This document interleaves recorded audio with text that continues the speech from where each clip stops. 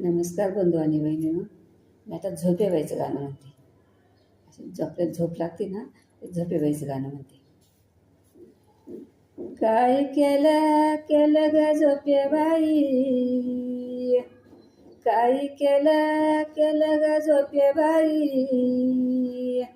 राम सक आठवू दिला नाही, राम सक आठवू दिला नाही. या डोळ्याना नाही पाहिल्या खरे सुख, या डोळ्याना नाही पाहिल्या खरे सुख,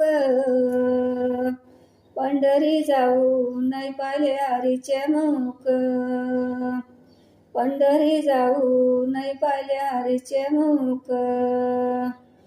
काय केलं केलं ग झोपेबाई, काय केलं